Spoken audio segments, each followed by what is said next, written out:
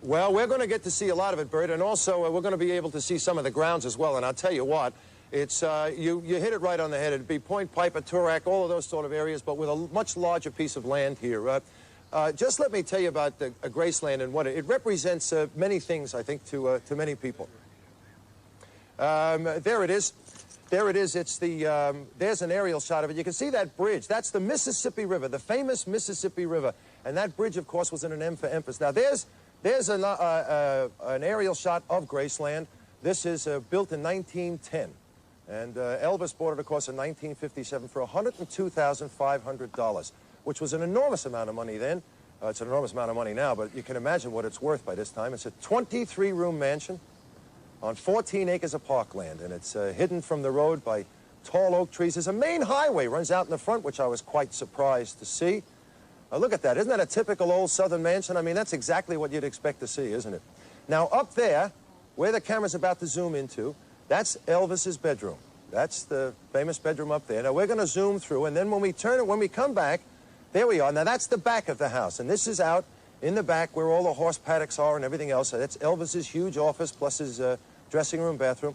There's the pool. That's off on one side of the house, and Elvis never used that pool. This is his favorite palomino. That's Uncle Earl, who's walking him. His name is Rising Sun, and he's 24 years old. There's some of the other horses out there. And there's, who is that on the left? There's somebody we know. Oh, there he is, there, he's stoned. That's Kevin. That's a $250,000 bar, TV area, sauna, spa, bath, and private health club that Elvis built out in the back. Inside, it's unreal to see what he's built in there. Now, in order for us to do this program, we had to put a tower up, and up, and up, and up, and up, and up, and up, and up, and up, and up. And there's one of your relatives, Bert, heard you sing. He's about to jump off. Now, over here, this is a car. It's incredible. It's worth over $100,000. It's a Black Hawk Stutz is what it's called. He bought it in 1973. And it's an absolutely incredible vehicle. It's still here out in the back. There's a Tennessee license plate, if people have never seen one before. You can see all of the fittings that they've got on this car. It's an absolutely remarkable car. There's another one, actually, just like it, that's gathering dust in a nearby garage. Have a look at the gear shift there. It's solid gold, that gear shift. And it's just an amazing vehicle. It's a shame that it's just sitting there. There's a little plaque on it, you know, to make sure that everybody knows that it's Elvis's own automobile. And now this one here is very special. This is the first car that Elvis bought for his mom. It's a pink Cadillac with a white top. And by the way, the funny part about it is he bought that car for his mother. I think it's a 1955 Cadillac. Bought it for his mother, and his mother couldn't drive. And Elvis just said that there was no way that he was ever going to part with this car. He just, he adored it, and he also adored the car because it gave him great memories of his mom. We're going to take a look inside here. You'll see something on the floor. This is, I think they have an all-leather, what do you call it, the floor mat on the floor. And it's actually got Elvis's initials and things engraved on it. That's Elvis's private chauffeur sitting there. You can see him. There it is, the EP with the music symbols down on the bottom. It's just mind-boggling to see everything that's here, Bert. You just can't believe what the place is like. It's so overwhelming, you know. Now, this is what's called the Memorial Garden. And there is buried Elvis, his mother, his father, his grandmother, and also buried there is his twin brother. Well, I don't think the twin brother's buried there, but there's a plaque commemorating his twin brother. People can come into the place and walk in there and go through those gardens, and they can look at those headstones that have been put down there, and they're allowed to wander around that area. See that TCB? That's the Elvis symbol. That's taking care of business. That's what that meant. Now, these are people on Elvis Presley Boulevard, right out in front.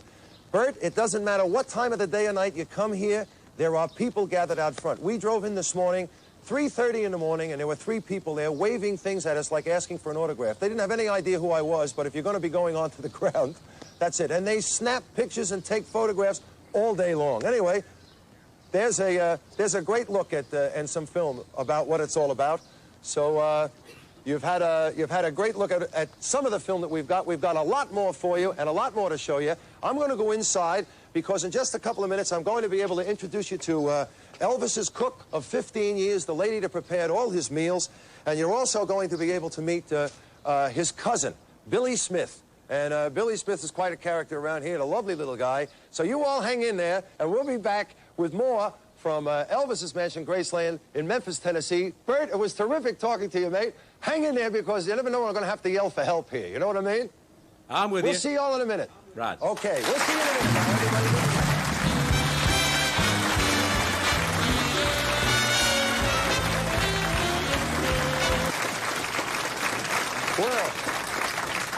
Well, welcome back, everybody. I've just come in through what is the front hallway and the lounge room of the house, and I've come into this, which is the kitchen area.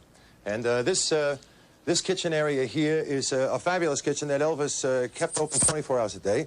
And this beautiful lady here, how are you? Are you okay? Fine, how are you?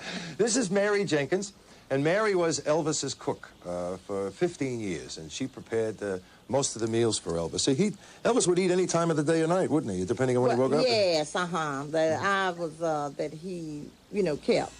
Well, he would eat some mornings. He would call down for his breakfast early. Then again, it might be 12 o'clock at night when he'd call down. So you were on call most of the time for any of that? That's right. I would stay here until he called for his breakfast. And if it was 7 o'clock in the morning, I was here. It was 11 o'clock in the day, I was here. It was 11 o'clock at night, I was here. So I just stayed until he would decide he wanted breakfast. Until he wasn't hungry anymore. That's right. Yeah. So did you bring it up to him as well? Oh, yes. Yeah. Well, what would you usually prepare for him? Let's say, what was the breakfast like? The breakfast line? Yeah. Well, I would prepare bacon and eggs, ham and eggs, omelet, ham and egg omelet. And sometimes he'd have sausage and eggs and homemade biscuits. What about the other meals that Elvis used to want to eat? I mean, like at night, sometimes they told me he ate a lot of things with gravy on them, and he loved sauerkraut and wieners and things like that. Well, yes, he did. He would eat. He liked his hot dogs with kraut on top of them. Yeah. Yeah, you fix the hot dog for him, then put spread kraut across the top. And he loved his hamburgers. Yeah. Yeah, and he loved your cooking because you do special things for him, did you as well? Well, he would always request that I would, try to be here whenever he got up to fix his food. I want to thank you for coming in and talking to us. Well, it was really nice to meet you, and really nice to have a look at the kitchen as well. Say thank you to Mary Jenkins, will you? See? Remember your star. You can stay there. Okay. All right. I'm coming over here now because I want you to meet somebody else. This gentleman is coming over here now to talk with me. This gigantic fella here. We always give, but Billy doesn't mind. This is Elvis's cousin. And Billy, of course, was here all the time. Say hello to Billy Smith, will you please?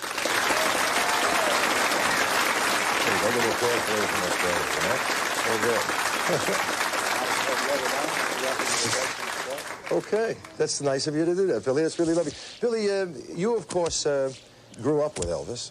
Yes. I mean, you were his confidant and you were his man always with him 24 hours a day here at Graceland? Yes, just about. I lived on Graceland property here while Elvis was alive and everything. And it was a lot easier for me to come out here by being on the grounds. He could simply call up and say, I need you out here. So. Listen, Billy, we're going to be talking to you a little bit later. We got a couple other people in. So you're going to take me around and show me downstairs where they spent a lot of time as well, Yes, didn't they? I'll take you down. Okay, come on. You take us around through here, and we'll walk around now. Okay. Now, go ahead, Billy. Go ahead, just go through, and we'll open up the door, and we'll be right. Now, what are we going to see down here? What's down here? This is the den. It's where we kept most everybody, that came up and would have parties and stuff like that. Yeah. And, gee, this is quite a staircase. Have a look at this here. This is all mirrored here. I can see 753 me's. I know. Unreal. This is where you made your final inspection before you met everybody downstairs. Make sure you look good. Well, I tell you what, you got enough angles here. Hello there. Hi. Okay, come on, we'll continue down, Billy. Anyway, Elvis really liked to have parties, didn't he? Yes, in the earlier days he loved it. He, of course, later years he kind of. Yeah. Go ahead, finish. Yeah, later years he kind of. Later years he kind of, just slacked off. He didn't have as many people up. He used to let a lot of the fans in and stuff. This was the early party room, and we've done some things here just for atmosphere. The radio is on, playing some music. That's the station he used to listen to all the time, is that right? Right, uh-huh. That's, what was it, a country station? Well, it was, yeah, country. Then it was rock and roll, but, you know, it's more of a country station now. And, of course, we call this the TV room, and the reason for that is because of the 3 TVs you see. They had 3 stations here. Yeah. And a lot of times football games would come on all 3 stations. Don't tell me the score. Oh, no, it's all right. Go ahead. And Elvis would watch all 3 football games at the same time. He never wanted to miss anything, did he? So No, 3 television sets so we could have everything tuned in at the same time. Right. I noticed there's a, I'm sorry, fellas, there's a projector over there, right, a film projector. And where did he show that? Oh, on this screen over here. On the screen, yes. Yeah. It's a 16-millimeter and projector. Billy, you just about make that now. Just barely, yeah. Just, if I'd have been any shorter, I never would have made it. Yeah. There's a screen and all. Okay. And so how many people would they have in this room at one time? I've seen as many as 40 people in at one time. Yeah. And of course, so this room then, after a while, no longer became the entertainment room. They built the other one upstairs, which we're going to see a little bit later. Right. They built the den on upstairs, and that's where we held most of our parties in. So he just about had everything in here. 3 TVs, a screen for motion pictures, a huge lounge here for everybody to sit around in. We've got a bar over here as well. Nice, very nice set-up room, isn't it? Yes, it's very nice. It was very comfortable, and of course we still used it quite a lot. And this room here. Oh, this looks special, this place, doesn't it? This is the pool room. We had a lot of fun here. We'd play pool and do different things. And, let's get around here. I just want to get over here so I can take a look. You know what's interesting in here? Billy, I think I'll get down here with you because this light's a bit too high for me, and I don't want to miss being on camera, if you know what I mean.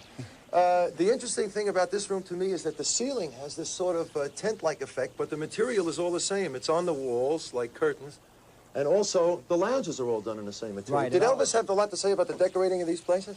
Yeah, he usually picked out the color schemes for it and different things. And, of course, they wanted this room to match like this, the material and all. This was actually done in '75. This was redone. Redone in '75? In '75, I see. right. And how was it done before that? Before it was more of a brown color, brown and yellow. And did they shoot a lot of pool? I mean, did they spend a lot of time in here? Oh yes, we used to shoot pool for hours, and of course Elvis up there was a fairly good pool player, and of course if he wasn't, he always had the best on his side, so you know he never lost. So. Yeah. Okay, well, in just a couple of minutes, we're going to be going back up. Billy will go up here, and we'll take him out to the other den, right? Right. And then I'm going to give you a chance, before I say goodbye to you for this segment, I'll give you a chance to hear one of our good Australian singers sing, okay? Right. Yeah. All right, so we're going to take a commercial break, and we will be back to take you into the other den where they spent most of the time entertaining, and that's really something to see as well. I mean, it may not be everybody's taste, but it certainly is different. So we'll be up there in just a minute. Say thank you to... Oh, you don't have to say thank you to him. You can thank him later, okay? We'll be back in a minute. Don't anybody go away. There's a lot more to see here, I'll tell you. Come on.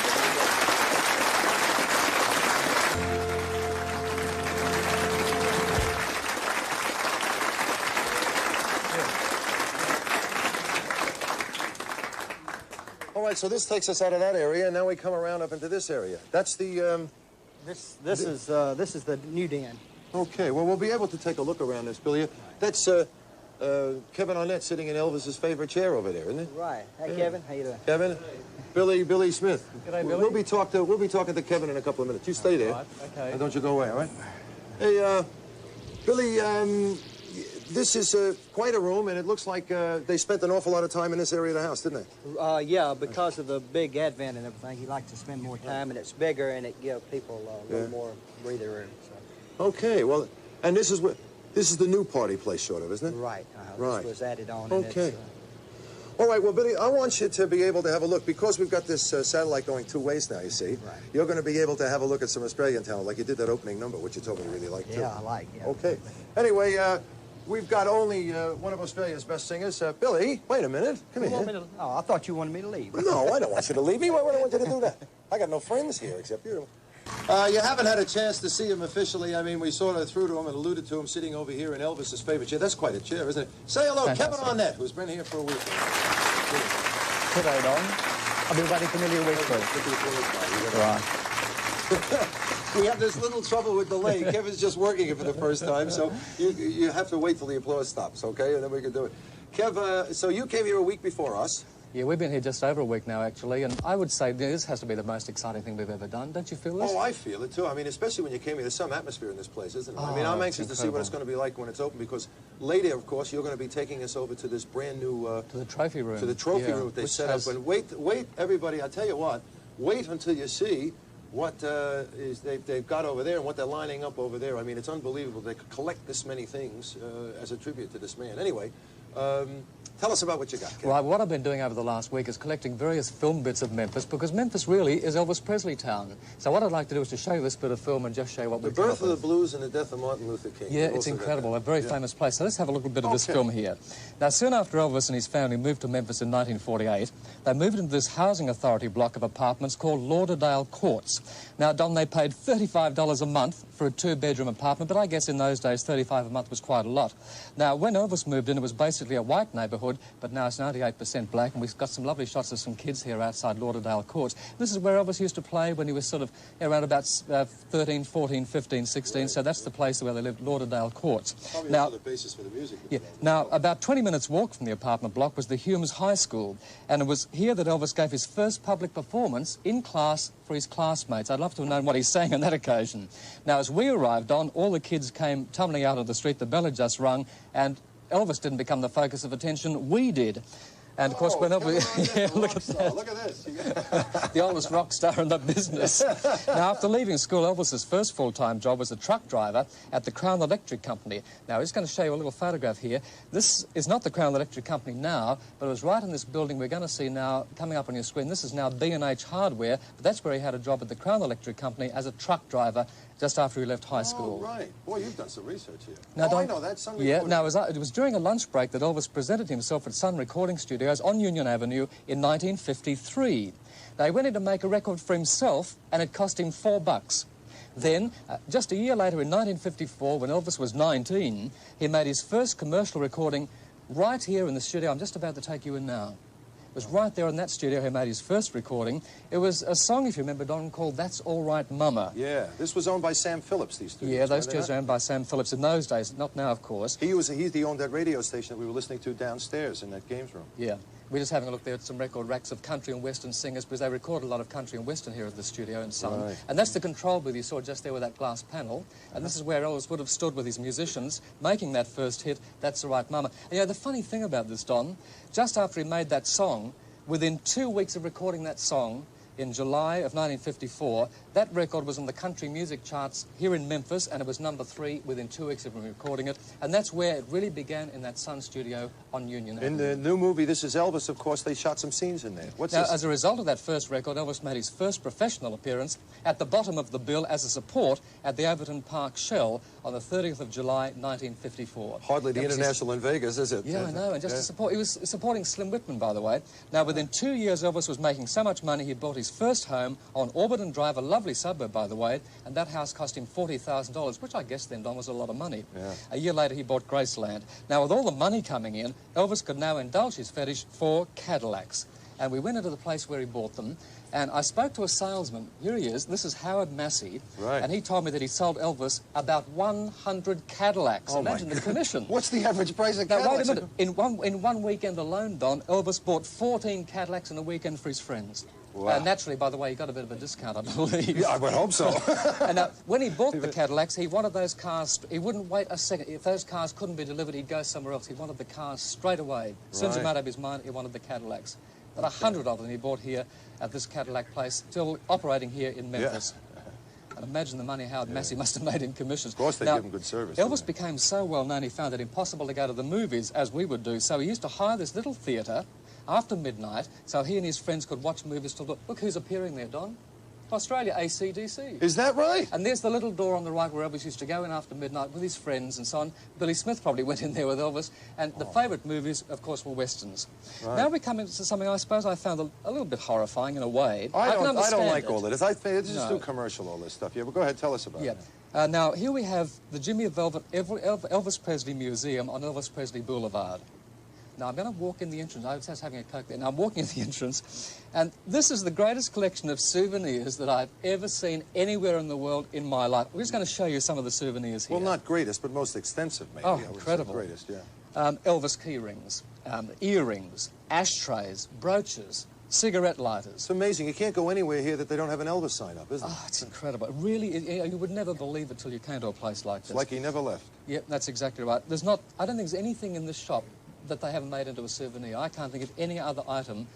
There's flags, stickers, badges. Oh, yeah, I just saw license plates, rings, key tags. Look at these. My goodness, it just never ends, does it? They're the cigarette lighters. These are just plates of some really marvellous photographs. He's got a lot of candid Polaroid photographs taken by various friends of Elvis who'd sold them to the Jimmy Velvet Museum. Look at this. You're getting them from every era of Elvis. Look at. Yeah, these are one of the calendars. This is a 1982 Oh, calendar isn't that of Elvis. incredible? Look at that. Yeah, it's full of all sorts of things. I've never seen anything like this. There's money there with Elvis on it. Dollar notes with Elvis in the centre, Elvis spoons, of course. You couldn't go away without some spoons. I was going to open one of these for mirrors. Bert, but we ran out of souvenirs. I thought you might have run out of space. And there are some of the key rings, the little mirrors there, little vanity mirrors. When does it end? How much stuff do they have in here? There's earrings. We've got a few friends here who are going to go to their office when they get back to Los Angeles and Australia and dress up in every single thing that they can. There's some of the mugs, for example. You get way down. Yeah. There's some of the mugs. There's some more mugs. Now we're in the actual museum, Don, and you'll find authentic articles in the museum, many sold by his friends. This is a double bed, one of Elvis's from his house in Hollywood, and you'll see there, look, made expressly for Elvis Presley. Isn't that incredible? Oh, they could have put that tag on. Is that for real? No, it's for real. We were sure. Yeah. In fact, the tag is not shown to the public. They took it off for us. And what's Another this? car. Another Cadillac? No. No, this is a 1974 Lincoln, a blue one, Don, given to Linda Thompson for her birthday. Right. Now, we're going to see all sorts of other things in this museum, really authentic things collected by Elvis. He liked a lot of guns, for example. He had guns, bullets, gun belts, and so on. They were quite a feature of his life. Bowling balls. He's rather keen on bowling and bowling alleys. There's a pair of his boots. And now you see Linda Thompson with him, and these are some of the clothes that he bought for Linda Thompson. Yeah. There we go. Those clothes were bought for Linda. These are some of the jackets he'd wear when he was touring around. Look, one of Elvis's bathing suits is in the museum, Don. Oh, and what? believe it, these are his I don't briefs. believe Look, it. his briefs worn under his jumpsuit. Oh, Isn't wait that a minute. incredible? Oh. Isn't that? There's some. He's famous, of course, in the later years for his dark glasses. And there's, of course, the sort of pair that you recognise. I mean, really from the 1970s Is that stuff onwards. for sale or just on display? No, they aren't. Oh, not for sale. They'd be worth a fortune. Now, Right. all sorts of security badges from different states of America that he collected over the years. Yeah, he did like police And there's badges. the dog that he had in his bedroom. That's the RCA symbol, Nipper. He had that in his bedroom, and he also had it on stage, by the way. Now, this museum is also full of incredible paintings of Elvis, all painted by fans of his, Don, not painted by artists necessarily. This painting we're looking at is called The Legends of Elvis, tracing his life. See Lisa Marie down there in the bottom right-hand corner? Yes, right. Oh, This there's is one of Jimmy the Velvet, suits. who owns the museum. Now, Jimmy is showing his newest acquisition. It hasn't gone on display. One of the jumpsuits worn by Elvis. I don't know if you know, Don, but there were 56 jumpsuits made from 1971 up to 1977. How does this guy get all of this stuff? How does he get it Well, home? it's mainly, he said, from friends of Elvis and people who used to work with him. And now we leave the museum and we go to a bit of fresh air in downtown Memphis to Elvis Presley Plaza. Now, here you find quite a reasonable sculpture of Elvis. In fact, it's quite stunning, this one. It stands about 9.5 feet tall. Yeah. And this is the city's tribute, Memphis's tribute, to really, Don, what you must call a phenomenal entertainer. Well, he to just... Elvis Presley. It's like I said, the legend just lives on. Thank you, it's just Kevin. I incredible, hope you all enjoyed that. That was... Where are we? We're over here. That's terrific stuff from Kevin.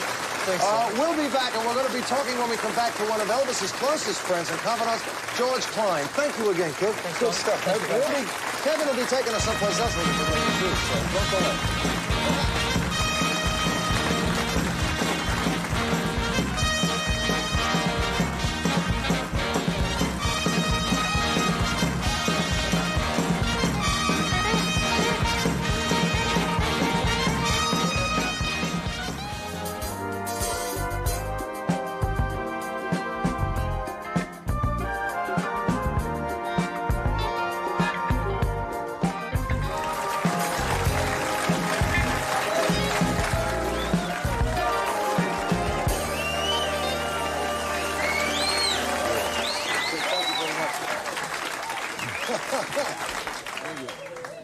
I get the feeling Philip Brady is there whooping people up. I can sort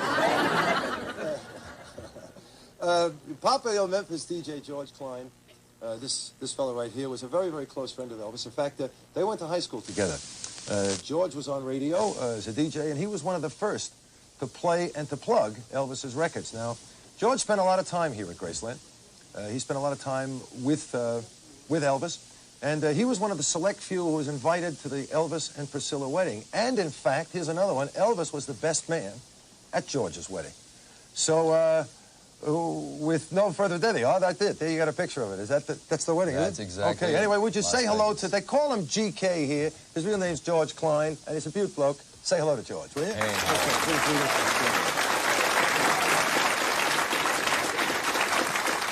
All right. George, you were here, of course, with Elvis. You were with Elvis during those early days, you know, when everything seemed to have happened to him in about a year and a half. You know, how did he handle the success then? He loved it, Don. It was like a dream come true. Elvis had always wanted to be in show business. He had wanted to be a movie star. He had wanted to be a singer. And when it would start happening, it was just like a fantastic situation, a dream that you'd always dreamed about. Here it's coming actually true. Would he say that? Would he Oh, yeah. He couldn't believe. At times, we would drive up the gates of Graceland or their home, and he would turn to me and he'd say, "Hey, GK," he said, "Man, I can't believe this is really happening." And I said, "Elvis, I can't either, but it's great, man." You know? Yeah. And it sort of affected him. We got a little piece of film we want you to see here. This is from the This Is Elvis movie. It's High Gardner doing an interview. You probably remember this. That's a funny interview, and it was a split screen, but it's very early in the piece when he just makes some success. Have a look here. Okay. Look at this. 2 years ago, you were earning $14 a week as a movie usher and then $35 a week for driving a truck in Memphis. Today, you're the most controversial name in show business. Has this sudden notoriety affected your sleep, your appetite, or the size of your head? Not the size of my head. It's affected my sleep. How much sleep do you get? Well, I average about 4 or 5 hours a night, I guess. Is that enough? Well, it's really not, but I'm used to it, and I can't sleep any longer. What do you keep in mind mostly? I mean, some of the songs you're going to do, or some of your plans, or what? What goes through your mind? Well, everything has happened to me so fast in the last year and a half till I'm all mixed up, you know. I mean, I can't keep up with everything that's happening. George, he was talking about having trouble sleeping there. Was that true? Did he have a lot of... Even later he had trouble, did he? Yeah, well, in the early years, he had trouble sleeping, and he had a tendency to walk in his sleep. And this actually happened before he went into the Army. He didn't have the problem once he came out of the Army. But before going to the Army, everything was so exciting, and there was so much tension and so many things happening, like he just sit there so fast and so quick, that he really had trouble getting to sleep tonight because he didn't know what was going to happen the next day, where it would be Ed Sullivan or Steve Allen or a Paramount Motion Picture. We didn't know. Things were just snowballing, and the excitement was so great that it was hard really to get to sleep at night. Did you ever see him sleepwalking? Yeah, well, one time I spent the night with him over in his other house on Audubon Drive before he moved here at Graceland, and we were getting ready to go to Hollywood to do the motion pictures Jailhouse Rock. And I was sleeping actually in the same bed with Elvis because that house didn't have as many bedrooms. His grandma there and his aunt was there, and right in the middle of the night, he woke up and he started talking, and he got up and he started walking. Well, I had been kind of pre-warned that that ever happened, just to talk very calmly to him, just talk him back down. So you talked to him, and he talked, and I can't remember what he said, but I was a little scared myself. That's got to be the all-time weird experience, Yeah. right? This fella gets up and starts walking around. A lot of parties in this very room. Now, this room was added onto the house because he wanted a different sort of party room. And, in some of the books that they write about, they say, oh, GK, George Klein, he procured girls for Elvis. I think the word procuring is a bit strong. Why did they throw that, sort of give you that label or something? Well, actually what happened, Don, was I had a TV show here in Memphis for 12 years, sort of an American Bandstand type show. Oh, like Bandstand, with kids dancing. And I had a lot of beauty queens on my show, and I ran into a lot of attractive young ladies, and a lot of them would express the fact that they would like to meet Elvis, you know. So I'd say, okay, the next time he has a party at Graceland, I'll call you and I'll invite you. And so Elvis would call and he'd say, hey, we're going to have a party at Graceland tonight and invite over some people. It was very difficult for him, I suppose, for him being the celebrity that he was, especially in this town, to be able to go out and meet girls. I mean, he couldn't go anywhere without throwing a crowd. No, he couldn't go to nightclubs, and he couldn't go to ballparks, and he couldn't go to social functions. No, it was almost impossible. So he had his own group of friends and his own parties within his own confine here at Graceland. And so consequently, I would invite a bunch of ladies up, and we'd have a party in this very room right here, or we'd be downstairs where you and Billy were earlier in the pool room or in the TV room. And I would introduce Elvis to the ladies. I'd say, Elvis, this is so-and-so, and this is so-and-so. And if he took a fancy to one, then he would spend a little time with her and perhaps maybe start dating her. And that's basically what you introduced him to two, I mean, that were pretty long-lasting ladies with him. After he got divorced from Priscilla, of course, you introduced him to Linda Thompson, who was his girlfriend for how long? Linda was with Elvis for a couple of years, right. And then, of course, Ginger. Well, that's a funny story about Ginger, Don. Actually, what happened was Ginger's sister really wanted to meet Elvis, and she had just won the Miss Tennessee title in the Miss America pageant. She was a very attractive lady.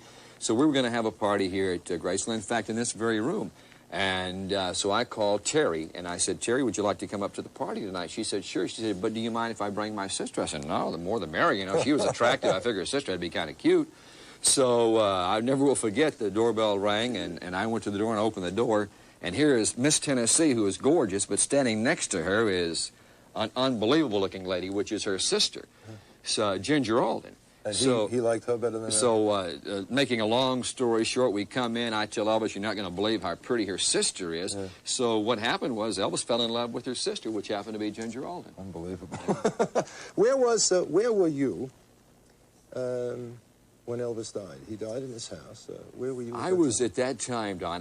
For a short period of time, I left radio and television, and I became a public relations director for a theme park here in Memphis. And I got a call at the park from a couple of TV stations. They had said, hey, George, we have a wild rumor, unconfirmed sources, that Elvis has passed away at the Baptist Hospital. And I said, oh, it couldn't be. You know, we'd heard those rumors many times before. Yeah. So I picked up the phone, and I called Graceland. And when I called here, Elvis's daddy's girlfriend, Sandy, answered the phone. And there was a quiver to her voice, and it kind of upset me at that moment. And I said, Sandy, this is George. And she says, yes, it's true. Oh, wow. And you could have, just like somebody stabbed me with a hot knife or something. I couldn't believe it. I just felt cold chills all over. Did you come here? So I immediately got in my car, and I broke every speed law in Memphis. I didn't care. And I zipped out here at about 100 miles an hour. And when I came in, everybody used to always come in that door over there. Yeah. And I came in, and as I came in, everybody was over in that area, in that tan chair right over there, was sitting Mr. Presley. Oh, wow. And he was crying his heart out. And when I saw that, I just fell apart myself. Okay. And Mr. Presley came up and grabbed me, and I grabbed him, and he said, George, my son has died. And I just couldn't believe it, Don. Sad day for you and this whole town, too. Yeah. George, thanks very much. If you want to hang around just for a minute, sure. You're gonna see somebody who can really rock away. Being a DJ and all that, you really appreciate it. This guy's had a whole resurgence to his career. You know, his name is Jade Hurley, and he'll be coming up after this commercial break. Thank George Klein, in case we don't get the chance to do it later. GK, good friend of Elvis Presley. Thank you very much, and welcome back. Don't like it. I guess you don't think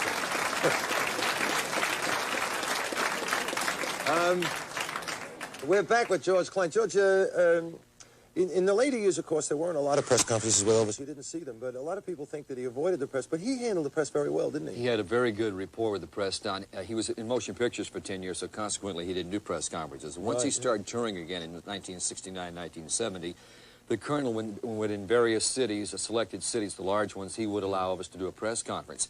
And one of the toughest ones, I think, that he faced, but he handled so well, and I think that you'll be able to see this, was the New York press corners. You know, they are probably the toughest in the United States because they can pop questions at you. But Elvis had a knack for taking their questions and turning them around and making them funny. He had a great wit about him, and he could win the press over just like that. In fact, if you've got some film of that New York press conference, you'll see what I mean. Yeah, here, we'll take a look at it now. Mr. Presley, what is your opinion of war protesters? And would you today refuse to be drafted? Honey, I just seem to keep my own personal views about that to myself. Because I'm just an entertainer, and I'd rather not say. Do you think other entertainers should also keep their views to themselves? No. Are you satisfied with the image you've established? Well, the image is one thing, and a human being is another, you know. How close is the image to the man? It's very hard to live up to an image, I'll put it that way. What about your image as a shy, humble country boy? Oh, I don't know what makes them think that. You know, there's gold belts and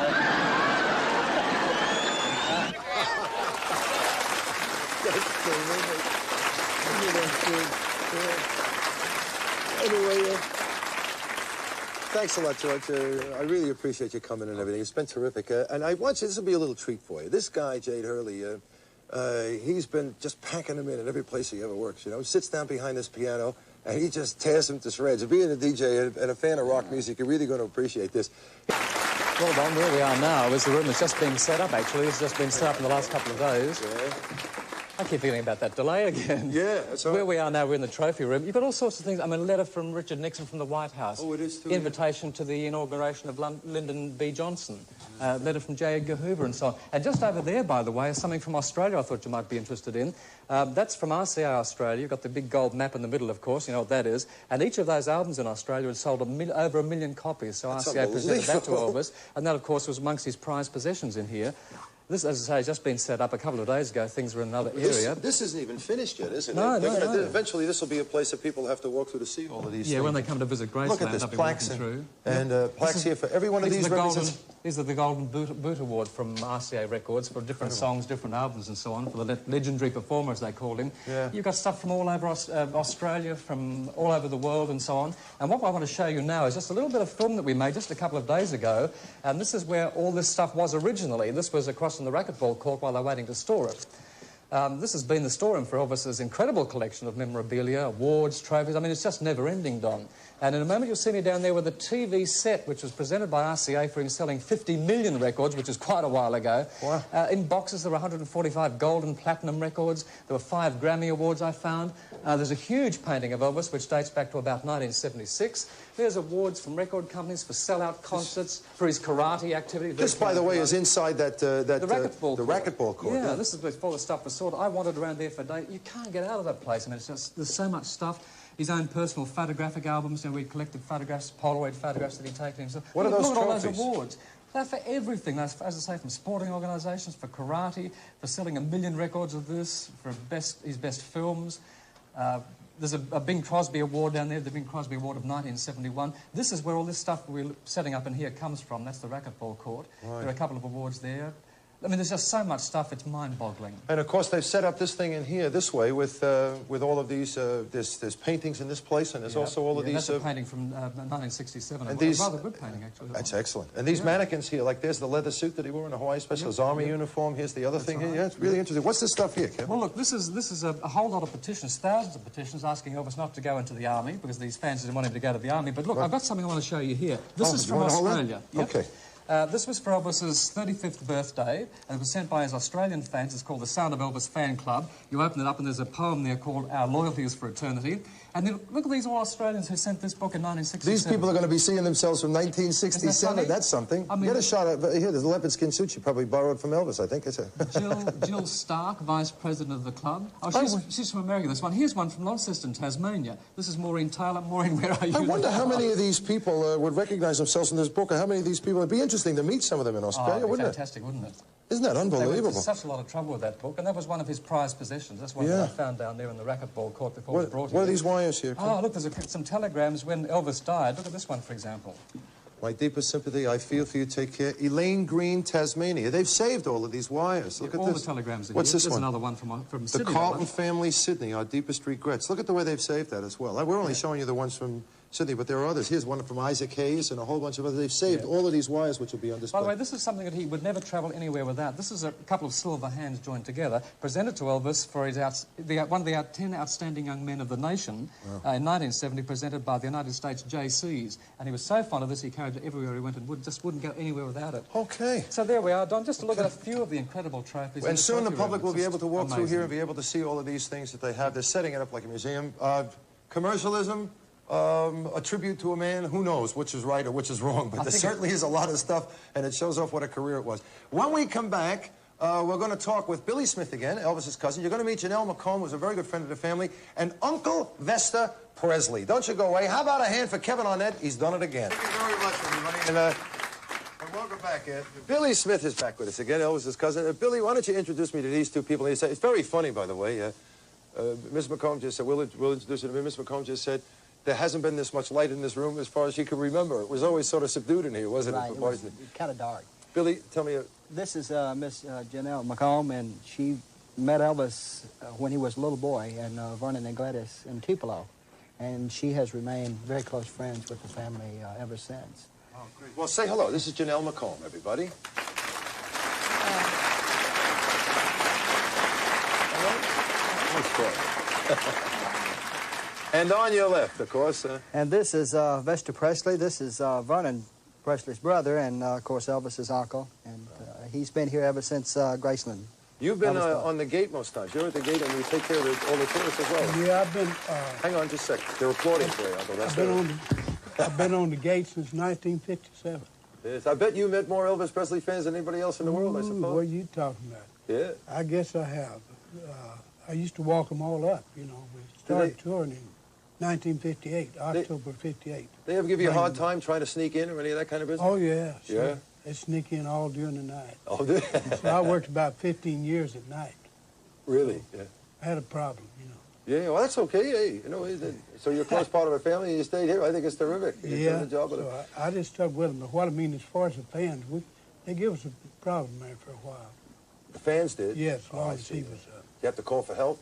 No, we handled it pretty well. Yeah. Didn't have to holler for a sheriff, eh? No. Sir. Miss McComb, tell me now about, when was the first time you ever saw Elvis? The first time I saw Elvis, he was approximately 2 years old, and his mother and I were getting a permanent at the old Tupelo Beauty School. And someone came in and said, there's a man sitting on the steps with a little baby and a little boy, and he's crying his eyes out. And Miss Presley said, I think that's Elvis. So we followed her down to see, and Elvis was crying. And that was my first time to really remember Elvis Presley and who he was. And you've been a friend of Elvis and the family ever since, eh? Yes, I have. Can I just show people this? Because I find this. Here's the TCB symbol. TLC is what the women wore, and the men wore TCB. Well, taking care of business, what's TLC? Tender loving care. Tender loving care. Can you ever look at that? And that's a diamond in there, too. Elvis gave you that. Tender loving care. That means treat your women with tender loving care, and the men took care of business. I always try to do that, you know. What about coming to Graceland? You came to Graceland quite often? Well, when Billy was always here. Right, and because we never infringed our rights. We came, we would always show the courtesy of calling, letting them know. And we visited not only with Elvis, but with Billy and Vester and the entire family. Billy's always polite to everybody when they come here. One of my fondest memories, one day I came in the back door and they'd hired a new boy.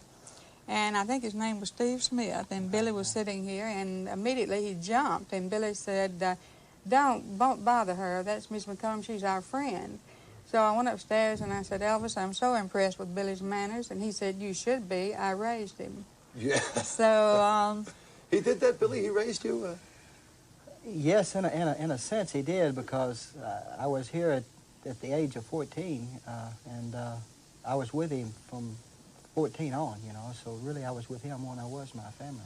And so you must have learned the entire business. I mean, you went on the road with him, you worked on tour with him, you watched after him in the house here? About 20 years, and I never learned anything. No. Well, don't feel like the Lone Ranger. None of us do, you know. I learned a little bit, you know, over the years, how to, you know, respect his fans and everything, because realized, you know, that they just wanted to see him or something like that, so. Uncle Vester, because you were here and on the gate all the time, did you get to go and see Elvis in concert as well? Oh, yeah, in the early days I did, but it got to where I was too busy, you know. Too busy on the gate? Didn't really care to, in a way, because I was tired all the time. So. Too busy taking care of business? Yeah, taking care of business. You got it. Feeding all those girls. Uncle Vester, Janelle McComb, Bill, thank you so much for talking with us. You know, it's really nice to get part of the family in here. I love that part. I didn't expect that we were going to, and it's really nice of you to come in. Well, it was a little early. And if we get any calls and they want to make you a television star in Australia, you are available. I am really too old to be a star. Yeah. Right, but you have to leave this to the jet set, Billy.